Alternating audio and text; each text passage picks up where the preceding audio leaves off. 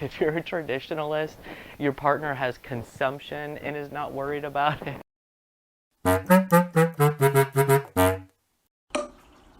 Hi friends, so as some of you know, I have been sharing my struggles with some sleep disturbances in the last couple of months, and while they are not unfamiliar to me, especially coming into this time of year, they do have a little bit of a catalyst with our health crisis at hand right now. And I've shared in one of my recent videos how that's manifesting in nightmares, and I'm dreaming about the zombie apocalypse and playing out those contingency plans if there ever hypothetically was a zombie apocalypse at hand, and what my husband and I would do.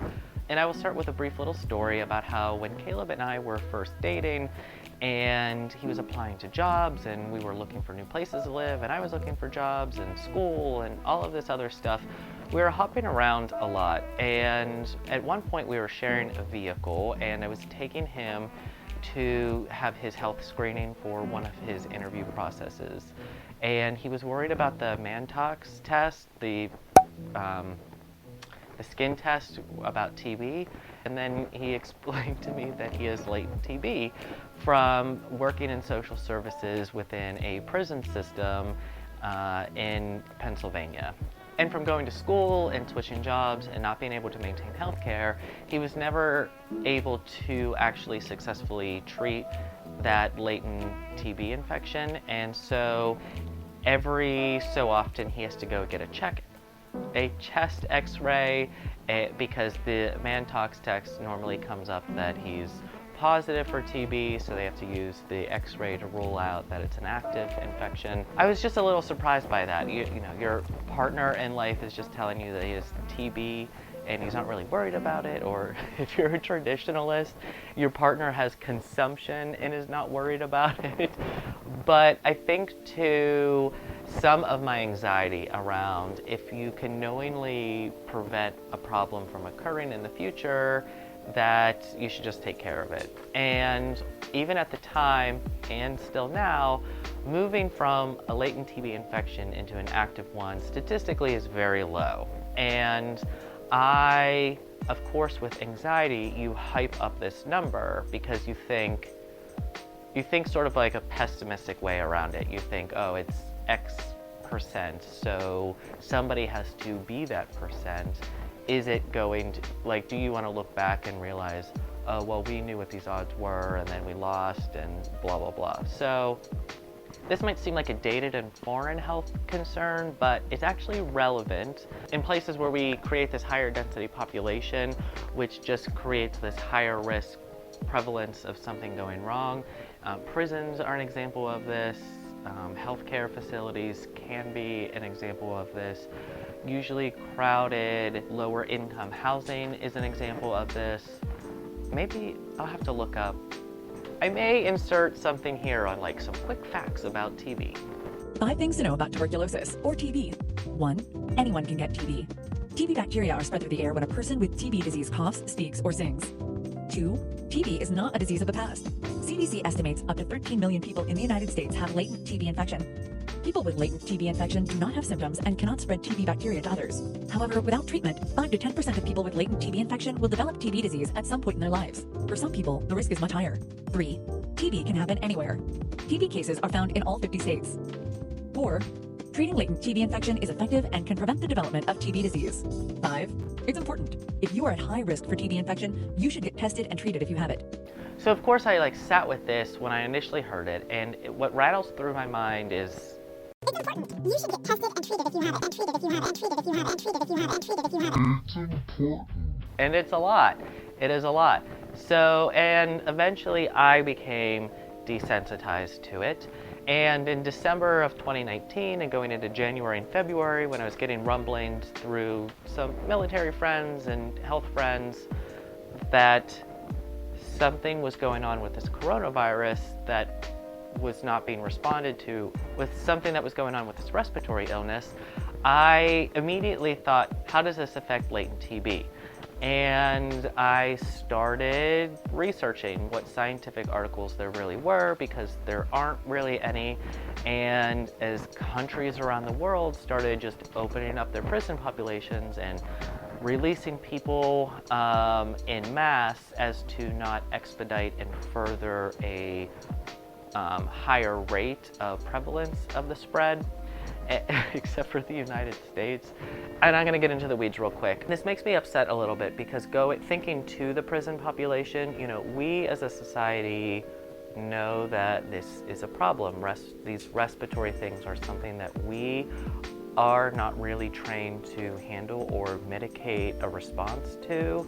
It was something that I was taught in my global healthcare classes back in the early 2000s. And you can imagine my surprise when I was looking up articles, and just a few places in Austria had a couple things out last March and April. But here in the United States, even as far as we watch this video.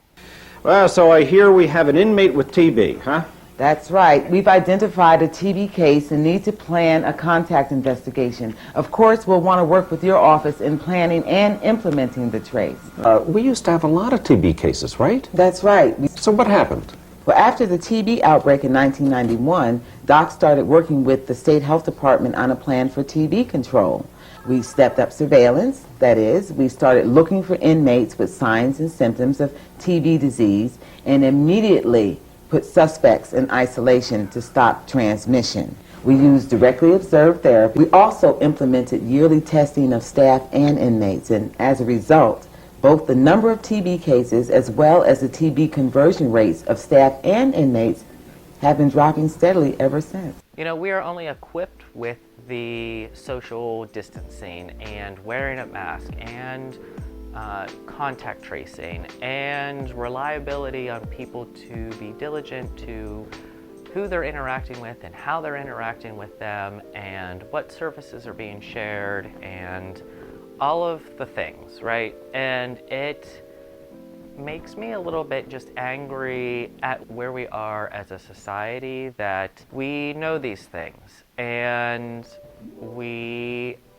have existing respiratory issues, that we sort of do the same thing, and now that there's something that affects people beyond the people that we sort of tuck away and try to forget about, that it's now a problem, but also we're not trained to empathetically care. So it also creates this problem of we have a very self-centered culture, and we are asked to sort of have that in exchange with each other for, well, you can have your health and safety as long as you provide it with somebody else. And it's like when you reframe it that somebody else is getting something that may be disproportionate to how you see yourself in the formula, that people then have a sliding scale on how they address the risk factors. And, going back to, thinking about how my husband technically falls into this vulnerable person category, and how I have desperately then pushed him last spring into following the CDC protocol for latent TB treatment, and watching the people sort of around me and then through social media, there is a little bit of anger with it. And I have never been quick to anger. Anger's been a very complex emotion for me over the years, where I don't really reach that point. I'm more of like a, let's just address it and move on and let it go, rather than not talk about it and let it fester. That's not where or how I like to be.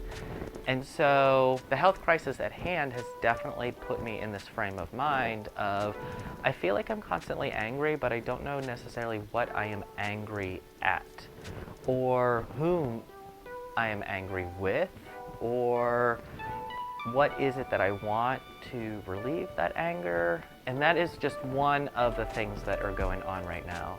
So I don't know if anybody else has a loved one that is a vulnerable person at this time, and within their family, their chosen family, people around them that they care about. But I just want to say that I am with you, and I wanted to sort of more concretely share where some of my stress has come from in the last couple months, and my sleep disturbances and these nightmares. And while talking about a fallout plan for zombies is a little humorous, there is an underlying stress to that, and I thought I'd put it out there. Let me know maybe what you're doing to reframe it, because I am a little bit stuck. I circle back and get stuck on the idea of, I hope that if anything comes from this, that we have a more empathetic heart to our country, and plus it feels good to sort of talk and share about this a little bit more candidly. I know also on social media, some of you are also struggling with just similar things about people that you are worried about, and I'm not alone in this concern, and neither are you. So remember to grow from where you are, and I will share more with you soon. Juice.